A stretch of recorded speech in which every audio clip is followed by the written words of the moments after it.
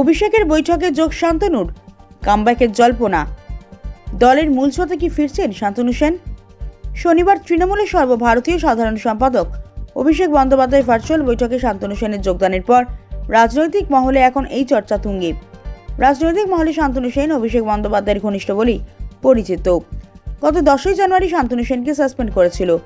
আরজিকর কাণ্ডের পর প্রথম মুখ খুলতে দেখা গিয়েছিল প্রাক্তন সাংসদ শান্তনু সেনকে। দলের বেআইনি কথা বলেছিলেন তিনি। সরাসরি তিনি নিশানা করেছিলেন আরজিকরের প্রাক্তন অধ্যক্ষ সন্দীপ ঘোষকে। একটি বৈদ্যুতিন চ্যানেলকে দেওয়া সাক্ষাৎকারে একাধিক মন্তব্য করেছিলেন, তারপরে তাকে খেসারত দিতে হয়। দলের মুখপাত্রদের পদ থেকে সরিয়ে দেওয়া হয় শান্তনু সেনকে। এরপর থেকে তাকে আর দলের কোনো কর্মসূচিতে সেভাবে দেখা যায়নি। কিছুদিন আগে অভিষেক বন্দ্যোপাধ্যায় সেবাশ্রয় কর্মসূচিতে দেখা যায় তাকে। গত শনিবার অভিষেক ভার্চুয়ালি যে বৈঠক করেছিলেন, সেই বৈঠকে লিঙ্ক পাঠানো হয় শান্তনু সেনকে। তিনি বৈঠকেও যোগ দেন। রাজনৈতিক বিশেষজ্ঞরা মনে করছেন শান্তনু সেন আবারও কামব্যাক করছেন।